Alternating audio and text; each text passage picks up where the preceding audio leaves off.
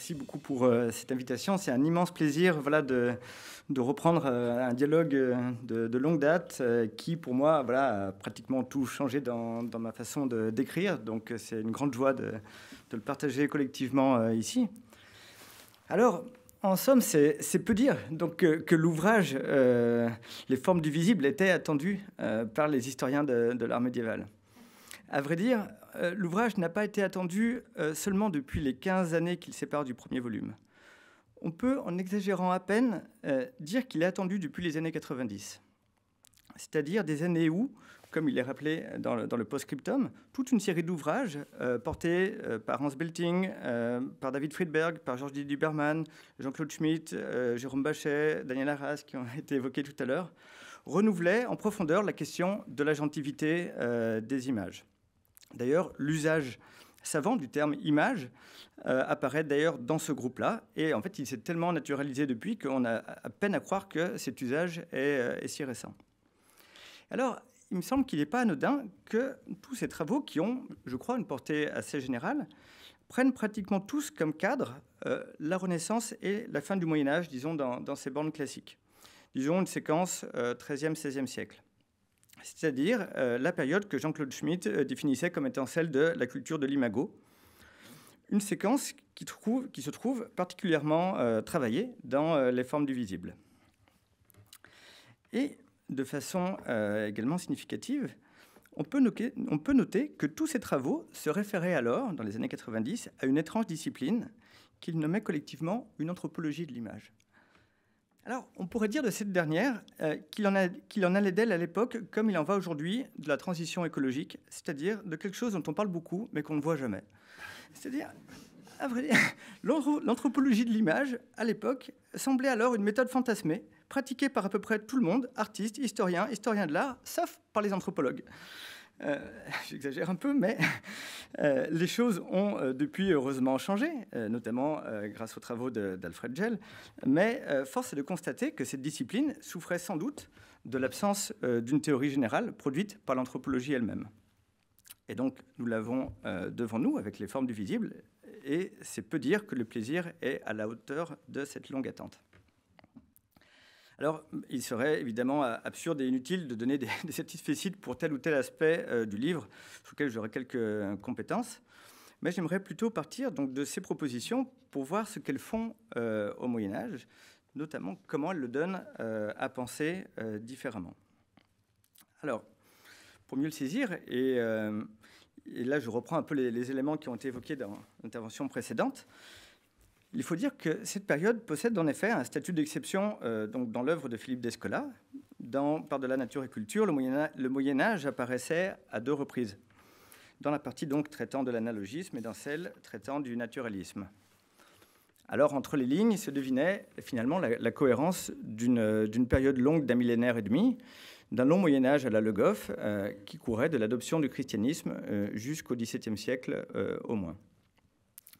Cette période, alors, semblait finalement relever d'un analogisme très particulier, produisant certaines caractéristiques naturalistes en vertu d'un certain anthropocentrisme chrétien, marqué par des éléments clés comme l'extériorité d'Adam vis-à-vis du monde animal, par exemple.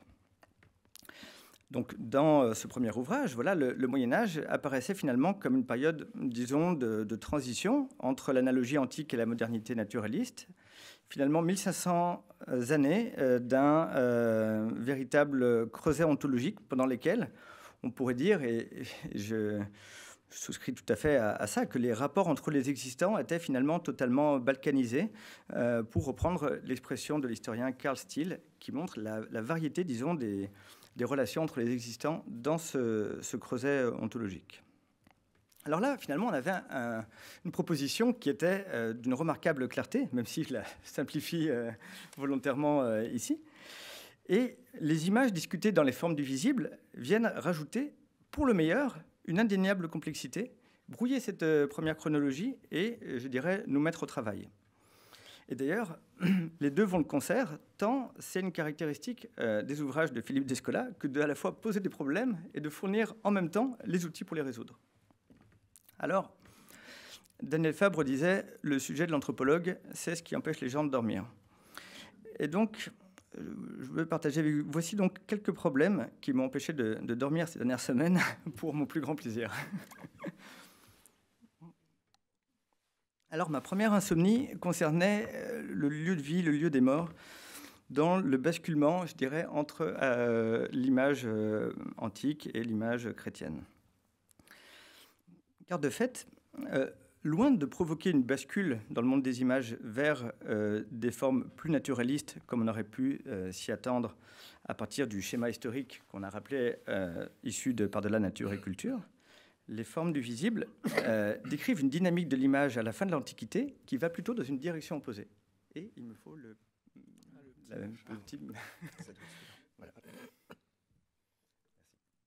Et j'imagine que c'est ça. Ouais.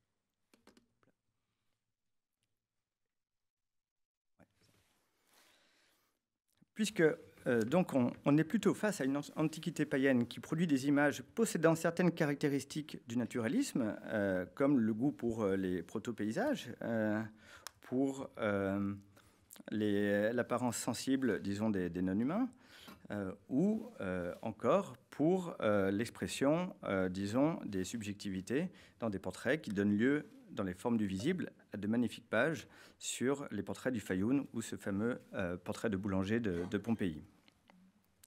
Or, ces trois traits que je viens de rappeler rapidement ici s'amenuisent, voire disparaissent presque totalement à la fin de l'Antiquité et lors du Haut Moyen-Âge. Pardon, excusez-moi, oui, je reviens ici. Cette évolution dans l'économie des images a parfois été vécue comme une rupture. C'est bien ce dont témoigne, par exemple, le païen Cels, lorsqu'il affirme avoir vu des images chrétiennes et en avoir, je cite, la tête chavirée par les extravagances qu'il a vues. Donc là, je renvoie ici sur cette rupture aux travaux de Daniele Guastini sur l'art paléo-chrétien, qui peut-être a accentué cette rupture, cherchant à mettre en évidence comment on passe de ce type d'image à ce type d'image, qui est loin, disons, d'être une évolution vers plus de naturalisme. Alors, donc on ne saurait minimiser cette rupture, quand bien même elle s'inscrit dans le prolongement d'une dynamique propre à l'art romain. Mais comment expliquer cette radicalisation de l'analogie en contexte chrétien ? Comment penser cette nouvelle fragmentation de l'espace pictural, la recherche toujours plus forte d'une planéité,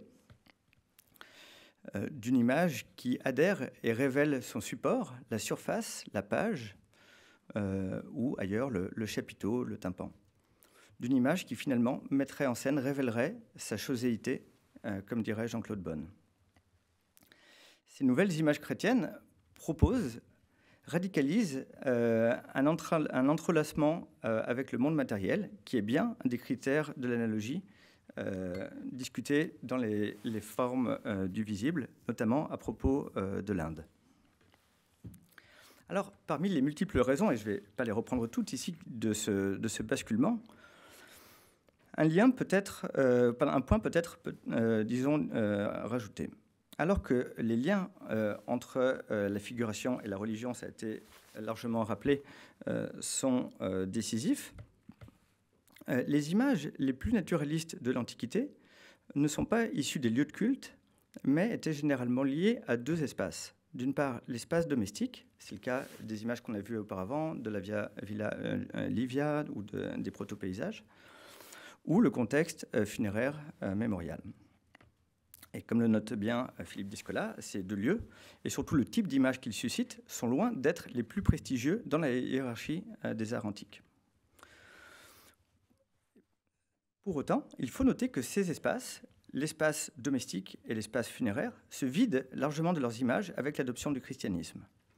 Tenus à distance des lieux d'habitation comme du séjour des morts, les images semblent alors se concentrer dans les lieux du rituel, privilégiant la représentation de l'historia et des invisibles. Alors, continuons. Ce désir de représenter les morts a été proposé à plusieurs reprises comme étant l'un des moteurs de l'image, notamment par Hans Belting. Les formes du visible montrent de façon magistrale qu'il s'agit d'une singularité proprement occidentale et qui paraîtrait totalement incongru aux acteurs venant de sociétés plus éloignées. Mais de fait, si on se maintient à ce cadre local, occidental, le destin des morts et celui des images semblent en partie liés. Et à ce titre, je me dis, on gagne peut-être à rappeler que le souci des morts, le souci de la tombe, du tombeau, plus précisément l'attachement à l'apparence charnelle des défunts, autant que le souci des corps dans les tombes, font justement l'objet de lourdes critiques de la part d'Augustin dans le fameux De cura gerenda pro mortui. Et ce dernier, Augustin, donc, insiste sur le destin de l'âme et réduit l'attention portée au corps des morts à, je le cite, un devoir d'humanité qui n'est d'aucun secours pour les défunts. Et alors, ces quelques mots d'Augustin, largement repris pendant tout le Moyen-Âge, délégitiment, il me semble, largement la fonction du portrait funéraire qui semble dès lors disparaître assez logiquement et pour plus d'un millénaire. À l'autre extrémité de la période, le lien entre le portrait et les morts se renoue à la fin du Moyen-Âge. Or, pour que ce soit possible, et ce qui n'est pas une évidence, il a fallu passer par une série de transformations dans l'Église et la société, où s'impose un nouveau souci des corps morts, notamment depuis l'invention du cimetière autour de l'an 1000. Alors, passons à l'autre lieu d'image décisif, qui est l'espace domestique. Grâce à l'incroyable travail comparatif de l'ouvrage, il apparaît que la présence de figuration dans l'espace de vie ordinaire, dans les lieux où on s'endort, je prendrais ça comme critère, avoir des images dans le lieu où on s'abandonne au sommeil me semble être un critère, disons, décisif. Eh bien, cette caractéristique semble être fort peu partagée dans l'ensemble, disons, des sociétés productrices d'images, et être une des originalités fortes de la société gréco-romaine. Alors, ce lieu, finalement, invite à penser un type d'agence bien particulier, une agentivité finalement différente de celle des images de culte ou des images activées lors des rituels, je dirais, ou alors celles présentes dans les musées que l'on a vues tout à l'heure dans le cadre naturaliste. Je dirais que l'image domestique invite à penser une agentivité en mode mineur, comme dirait Piette, une forme qui a des effets sur, je le crois, sur les modalités de la représentation. C'est-à-dire que le caractère secondaire de ces espaces domestiques, qui sont moins nobles, moins normatifs, en font, c'est une hypothèse que voilà, je soumets comme ça, un des lieux privilégiés de l'expérimentation. Or, cet usage domestique de l'image disparaît lui aussi pratiquement avec la fin de l'Empire romain. Et les images se replient donc dans des espaces qui, eux, sont beaucoup plus banals, on peut dire, à l'échelle mondiale, qui sont justement les lieux de culte. Donc, on l'a compris, un des points que je voudrais soulever ici, c'est que les flux et les reflux des traits naturalistes semblent accompagner le lieu des images. Et il est tout à fait significatif que les traits naturalistes présents dans l'Antiquité reviennent se déployer dans toute leur puissance à la fin du Moyen-Âge, au moment même où l'image ne se limite plus aux églises et aux cathédrales pour faire retour dans les lieux de vie. Et j'étais tout à fait heureux à ce titre-là qu'on voit ce matin la chambre des époux, qui est un exemple magnifique de présence de l'image dans l'espace, disons, qui est non cultuel. Voilà, gardons ce point pour l'instant et j'y reviendrai en conclusion. Je passe à une deuxième insomnie. Et cette deuxième insomnie était plus inquiétante peut-être, puisqu'elle impliquait toute une série de monstres que sont les hybrides, les chimères. Alors, c'est un des immenses mérites, une des grandes originalités de la réflexion de cet ouvrage, de la réflexion sur les formes produites par l'analogie, que de faire justement des hybrides et des chimères un critère décisif du rapport à l'image qu'entretient l'Occident médiéval. La chimère est l'expression la plus épurée de ce que l'analogisme s'attache à rendre sensible comme image, à page 598. Et là, je crois que c'est un des renversements les plus significatifs par rapport à l'histoire de l'art, disons, la plus traditionnelle, tant ces aspects, en tout cas pour l'art chrétien, l'art médiéval en général, ces aspects, disons, des hybrides étaient considérés, et sont toujours considérés, je dirais, généralement, comme étant absolument mineurs dans l'art médiéval. Alors là, il y a un renversement, je dirais, de perspective qui est tout à fait puissant. Alors, évidemment, le peu d'intérêt de l'histoire de l'art pour cette question est totalement compréhensible au regard de l'ensemble des images produites pendant le long Moyen-Âge.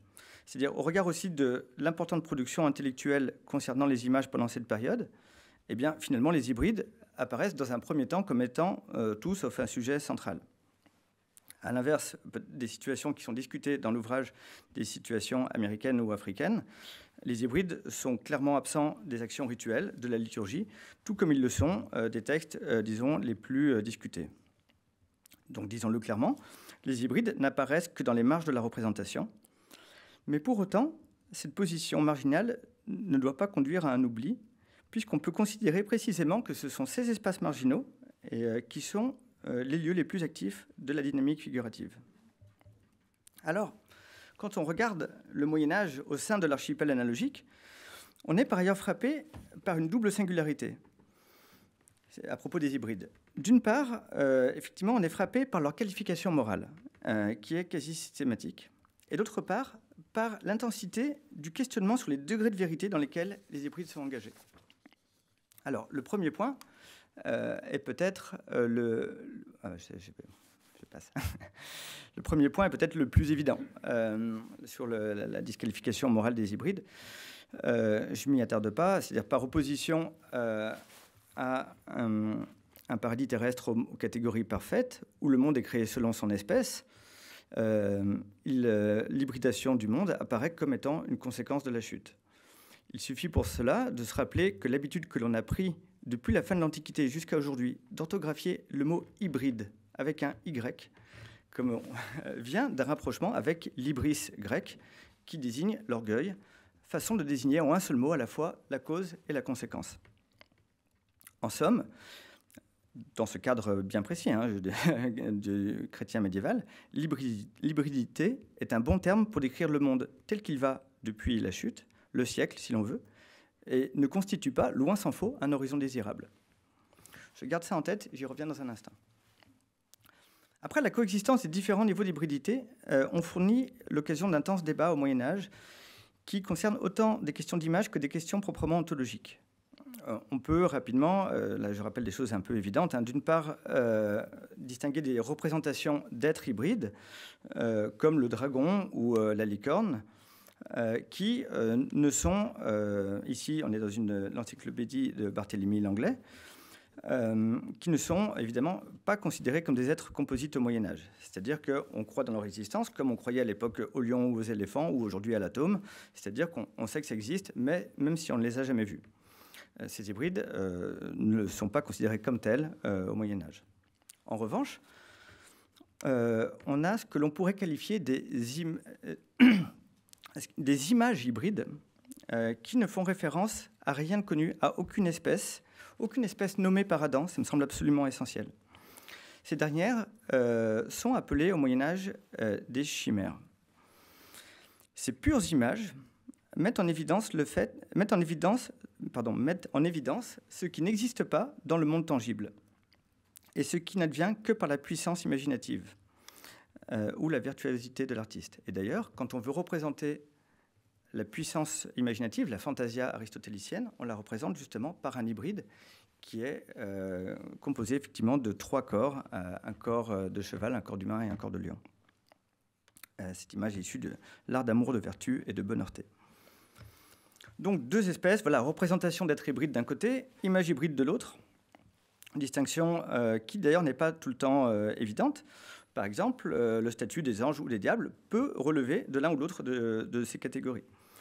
Et d'ailleurs, ça a fait l'objet d'âpres débats au Moyen-Âge. De nombreux auteurs comme Isidore de Séville considéraient que les sirènes et les centaures, par exemple, n'appartenaient pas à la première catégorie, mais à la seconde.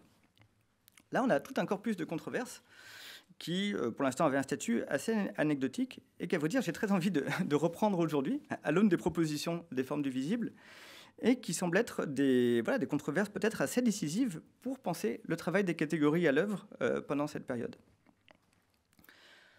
Alors que les animaux sont un rouage essentiel de l'analogisme médiéval, un élément indispensable pour faire tourner toutes les machines symboliques comme le bestiaire ou les machines narratives comme la fable animalière, les chimères, comme celle-là par exemple, ne suscitent aucune littérature, aucun symbole stable. D'ailleurs, elles ne sont pas stables elles-mêmes, elles ne peuvent pas recevoir ni de nom ni de commentaires à cause de ça. Alors, allons plus loin en historicisant la question. Peu présentes au début du Moyen-Âge, ces chimères se multiplient à partir de la fin du XIIe siècle avec une forme récurrente, celle d'un être doté d'une tête humaine et d'un corps animal composite, chaque fois variable. Donc là, ici, des images d'un cloître de Châlons-en-Champagne. Les rares textes qui parlent de ces images sont unanimes. Ces images ne désignent en aucun cas une quelconque espèce animale ou monstrueuse, aucune forme d'existence attestée. Ces chimères désignent toujours l'homme dans sa condition terrestre, l'homme généralement pêcheur, pris dans différents destins individuels, écartelé entre sa partie résonante, qui garde le souvenir de sa ressemblance avec la divinité, et sa partie animale, qui représente ses désirs incontrôlés et, de plus en plus, au cours du Moyen-Âge, son corps. Saint Bernard lui-même se décrit d'ailleurs comme ça. « Je crie vers vous ma vie monstrueuse, ma conscience tourmentée. Je suis comme la chimère de mon siècle, ni clerc, ni laïque, moine par l'habit et bien moins du religieux par la façon dont je vis. » Et alors je vous montre toute une série d'images de ce type de chimère. Il y en a des milliers pendant tout le Moyen-Âge. Ici encore, chez Barthélemy Langlais, je vous montre cette image qui oppose d'un côté la division entre les anges et les diables, et de l'autre entre les hommes bons et les pécheurs qui, vous le voyez, sont représentés comme des hybrides. Voici Saint Bernard. Et plus d'un siècle après Saint Bernard, un autre cistercien, en marge de son livre personnel, s'auto-décrit et s'auto-représente sous la forme d'une chimère. Alors, quelle conclusion tirer de ces êtres étranges? On est face ici à une formule typique de l'analogisme, donc l'hybride, qui sans doute se transforme, se gauchit à la fin du Moyen-Âge en opposant systématiquement le lieu de la subjectivité et de la rationalité, la tête, à un bas corporel à la fois irrationnel et impulsif qui se trouve associé à un monde animal qui est largement indifférencié. Cette indifférenciation me semble essentielle. En tirant le fil de cette pelote, on pourrait, mais là je commence à marcher sur les os, comme disait mon collègue tout à l'heure, faire la proposition que ces chimères proposent une magnifique conception de compromis de la personne humaine. Une conception tout à fait analogique dans sa construction, mais finalement peut-être naturaliste dans son horizon. Et parlant d'un type de figure proche, Grégoire de Nice a eu une intuition géniale, lui qui depuis son IVe siècle affirmait que ce type d'image désignait ceux qui, sous un masque chrétien, mènent une vie bestiale. Le terme de masque est évidemment ici troublant et invite au comparatisme. Les magnifiques pages des formes du visible consacrées aux masques à transformation font de ces derniers une forme particulièrement pertinente pour donner à sentir une mondiation animiste où la diversité des corps costumes, portés par les différentes espèces, cache et révèle une condition humaine, entre guillemets, commune, marquée par un visage humain. Si on a ça en tête, oui, je l'avais remis ici, je crois, voilà. Pourquoi, finalement, ne pas penser ces chimères de la fin du Moyen-Âge comme une forme de réponse à travers les siècles et les océans, des formes qui donneraient à voir dans le même temps, disons, des visages, la singularité de la rationalité humaine, mais aussi révéleraient ce qui est caché d'ordinaire, c'est-à-dire son appartenance à un monde animal irrationnel et indifférencié. Alors, je finis un peu mon insomnie et je reviens à la question du lieu. Le statut des chimères, tel qu'on le voit ici dans l'analogisme médiéval occidental, impose ou permet aussi, je crois, de prolonger la réflexion sur les lieux dans lesquels les images sont engagées. Alors je précise, un des éléments du problème est donc, on a dit qu'au Moyen-Âge, les hybrides et les chimères sont partout, mais ne constituent jamais le sujet central d'un décor, qu'il soit privé ou public, et encore moins le cœur ou le sujet d'un portail ou d'un retable. Pour le dire clairement, pour le dire simplement, ces images sont au sens propre et au sens figuré marginales. Elles apparaissent dans les marges des manuscrits, sur les accoudoirs des stalles, dans les écoinçons des cathédrales, sur les objets mobiliers, comme les bourses ou dans les bordures des tapisseries. Depuis les travaux de Michael Camille, l'évolution de ce lieu d'image est bien connue et a été largement documentée. Pour rappel, ce lieu apparaît dans les Bibles du XIIIe siècle, et où une série d'images semble s'émanciper des initiales historiées. C'est ici un des premiers exemples de marge, où le petit pas d'Adam, que vous voyez tout en bas du « i » du « in principio », voilà, qui semble sortir pour aller saisir la pomme que tend le serpent. Ce petit pas d'Adam et Ève en dehors de la lettre du Verbe est, je crois, un grand pas dans l'histoire des images. Sortir du paradis, sortir du I de In Principio pour entrer dans un nouvel espace qui est à découvrir, qui est l'espace à la fois, on l'a dit, du siècle, l'espace du monde tel qu'il va, qui est à la fois un contre-modèle vis-à-vis de l'historia biblique, celle qui est contenue dans le Verbe. Ce nouveau monde de la marge crée un nouvel espace d'image qui, me semble, est décisif. Avec ce nouveau lieu, un nouveau statut de l'image apparaît. Celui-ci n'est pas contraint par la fidélité au texte, ni par une quelconque tradition iconographique, mais bénéficie pour autant des prestiges du livre. De fait, on peut dire, de même qu'en pensant la catégorie de surnaturel, la scolastique a contribué à penser l'idée de nature, eh bien, la structuration de la page, entre le centre et la marge, entre le modèle et le contre-modèle, entre l'historia et le siècle, ouvre un espace rendant possible et suscitant un art du quotidien et du mondain qui, de fait, lui confère une nouvelle légitimité. Alors, voici des exemples de ces livres à marge. Et donc, il est essentiel ici de rappeler que ces marges se développent avant tout dans des psautiers, dans des bréviaires, dans des livres de prière. Et on peut avoir sur la même page ainsi les heures de la mort en haut, et puis en dessous une chute de cheval, un infirme et quelqu'un qui urine dans une obole, deux types d'images totalement différents. Je vous montre d'autres.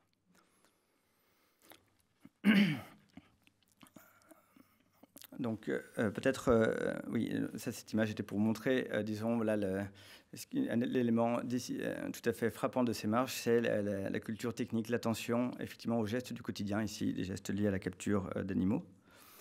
Et si je reprends des dossiers proposés par Philippe dans les formes du visible, on est frappé de penser que... Ah oui, j'avais aussi mis ces images, voilà, plus tardives, hein, mais qui montrent effectivement ce souci dans les marges de montrer la monnaie, ici, ou encore effectivement des moules, des crabes, dans les sortes de Catherine de Clèves. De façon frappante, on peut penser que c'est les incroyables dessins naturalistes de Giovannino de Grassi, qui sont évoqués dans les formes du visible, c'est bien documenté, effectivement, faits pour notamment les marges d'un livre d'heures. Donc vous retrouvez le petit cerf ici, en bas à droite. Insistons, ces marges sont le lieu du contact avec le corps du lecteur. C'est sur ces images, ou tout proche, que l'on doit poser les doigts si on veut tenir le livre ouvert. C'est dans ce lieu peu normatif, dans ces marges des XIIIe et XIVe siècles, qui étaient l'objet de commandes de riches laïcs, dans ces objets de dévotion privée, que se joue le lien entre l'image et le monde, et qu'une bonne part des innovations se développent, anticipant sur le goût pour la description de l'ordinaire, qui est le propre des modernes, et qui finiront par contaminer les images centrales plus d'un siècle plus tard. Je vais relever un dernier élément à propos de ces marges, qui concerne spécifiquement la représentation des non-humains. En fait, on est frappé de voir dans ces bréviaires, dans ces livres d'heures, des créatures qui avaient échappé auparavant aux grandes machineries analogiques que sont les bestiaires, les encyclopédies, les fables animalières. Alors, il y a certes des lions, des renards, des cerfs. On y trouve évidemment tout ce qu'on voit ailleurs, mais on y voit aussi... donc là, je sais pas si c'est... mais on y voit aussi des libellules, des mille-pattes et des moules et des papillons, bien souvent représentés avec un traitement naturaliste qui les distingue des autres formes animales dans ces manuscrits. Donc là, on est dans le bréviaire de Belleville de Jean Pucelle, où on a deux hybrides qui sont représentés dans la bordure de ce texte. Et vous voyez cette magnifique libellule qui vient les accompagner, qui vient peut-être jouer avec eux. Et plus bas, dans la même page, voici ce magnifique papillon. Ça peut paraître complètement anecdotique, mais j'insiste et je vous invite à regarder la différence de traitement de la part d'un des plus grands artistes de l'époque entre d'une part le papillon dans la marge et d'autre part l'agneau du sacrifice sur l'autel. L'agneau est un animal absolument courant dans cette région du monde qu'est l'Europe. Et évidemment, Jean Pucelle pouvait le dessiner différemment. Et je crois qu'il est absolument significatif que ce soit des animaux qui étaient considérés comme des vermines, qui ne faisaient pas l'objet d'un traitement analogique, comme les papillons, comme les libellules, etc., qui deviennent un des points saillants d'avancée, disons, du traitement naturaliste. Et de façon plus significative encore, dans bien des manuscrits, comme ici dans le bréviaire de Renaud de Bar, au tout début du XIVe siècle, les animaux, ici un papillon qui est un macaon double queue, si je ne me trompe pas, sont traités à l'échelle, c'est-à-dire sont posés vraiment, sans doute littéralement à côté du manuscrit et représentés à l'échelle. Le cas le plus fou de ça, on a déjà eu l'occasion de discuter de ça avec Philippe, est représenté par un manuscrit qui prend de ces dernières années une importance considérable, qui est le Codex Cocciarelli, un manuscrit dispersé du XIVe siècle, et qui a été analysé par une collègue du Muséum d'histoire naturelle de Toulouse, qui a repéré l'incroyable profusion naturaliste de cet ouvrage-là, qui recense l'ensemble de la faune de la campagne de Gênes au XIVe siècle, y compris la faune marine. Et donc, je voudrais insister sur ce dynamisme des marges dans ces livres de prière, ce dynamisme des marges à la fois topographiques, si l'on peut dire, au sein du livre, mais aussi au sein, disons, de ce qui étaient des animaux absolument secondaires, les bulots et les papillons, qui développent peut-être cette nouvelle attention au monde, cette nouvelle attention à son détail. Alors, comment conclure? Après bien des nuits agitées, on se réveille finalement plein d'allant, je dirais, en se disant qu'un travail considérable et d'une grande importance nous attend. Considérer avec tout le sérieux nécessaire les formes du visible implique de penser donc la dynamique naturaliste dans les images qui apparaît plus de 2 siècles avant ces formulations théoriques. On se retrouve dès lors face à un enjeu qu'on peut qualifier de décisif pour l'histoire occidentale, qui invite à interroger à de nouveaux frais ce qui se fomente au cœur du Moyen-Âge et qui aura donc de tels impacts sur le destin du monde. Et à ce titre-là, c'est un bouleversement, je dirais, pour moi. C'est-à-dire que l'analyse des images du Moyen-Âge, qui peut-être, il y a quelques années, pouvait apparaître comme un délice de gourmet, disons d'amateurs, finalement sans grande portée politique, prend aujourd'hui, je dirais, une dimension tout à fait nouvelle. Et en témoignent, je crois, toutes les expérimentations qui peuvent avoir lieu dans les différents lieux d'expérimentation politique où le Moyen-Âge sert de ressource et d'inspiration pour penser le monde de demain, ici à Notre-Dame-des-Landes. Pour penser la bascule naturaliste des images au sein du Moyen-Âge, nous avons peut-être besoin d'une praxéologie nouvelle qui est présente en négatif dans les formes du visible. C'est-à-dire que parcourant les continents et les siècles, les lieux d'apparition de l'image, la façon dont pratiquement, matériellement, elle se mélange avec le monde, influent sur leur contenu. Dans le cas de l'Occident antique et médiéval, la présence d'images de basse intensité, je dirais, ou d'intensité moyenne, intimement liées au lieu de vie, semble être un facteur favorisant l'apparition de traits naturalistes. Alors on a souvent dit de l'Occident chrétien que dans l'Occident chrétien, les images bénéficiaient d'un statut médian qui a rendu possible leur formidable créativité. Si elles sont acceptées dans les lieux de culte, et même spirituellement importantes, elles demeurent au second rang des choses dignes de manifester l'adoration, sans contrainte normative explicite. Elles purent se développer sans qu'un modèle iconographique strict ne soit vraiment imposé au créateur, comme ce fut le cas en Orient. Alors ne faut-il pas penser que c'est également le statut médian de l'image domestique ou de l'image dans la marge qui ont fait de ces espaces le statut qui ont fait ces espaces où le statut de l'image a changé. En tout dernier lieu, il est frappant de penser que les églises se couvrent littéralement d'images quand le lieu de culte devient littéralement la maison de Dieu. Et je fais ici référence aux travaux de Dominique Ionyapra. Le lieu ecclésial tend vers le lieu d'habitation et se fragmente lui-même à la fin du Moyen-Âge pour abriter de nombreuses chapelles individuelles, comme autant de lieux d'images familiaux, autant de petites maisons au sein de l'Église, au moment même où les images rentrent dans la maison pour la dévotion individuelle. On est face à un double phénomène de domiciliation du sacré et de sacralisation du domestique qui se révèle par toute une série de traits que je ne développe pas ici, notamment les images d'annonciation, le culte de Lorette, de la maison de la Vierge, etc. Évidemment, tout ça est présent dans la Devotio Moderna. Mais tout ce contexte, disons, de coévolution crée un contexte hybride entre le lieu de vie et le lieu de culte qui semble légitimer une nouvelle attention au monde. Et donc, pour finir, j'ai moi aussi amené le chancelier Rollin. Et finalement, la Vierge du chancelier ou au chancelier, je ne sais plus quoi dire, Rollin, est un bon exemple, puisque cette rencontre entre la Vierge et le chancelier a bien lieu dans un espace domestique, comme ça a été magnifiquement rappelé tout à l'heure, qui a lieu effectivement dans une église, mais dans une chapelle privée de cette église, une chapelle familiale, cette église qui est elle-même la Maison Dieu à l'époque. Et au même moment, ou quelques années plus tard, la multiplication des images, je remercie Jérémy de m'avoir fait connaître cette image, la multiplication des images d'annonciation montre des intérieurs dotés d'images, transformés en petites églises, témoignant d'un transfert de sacralité, partiel mais repérable, entre le lieu de culte et le lieu de vie.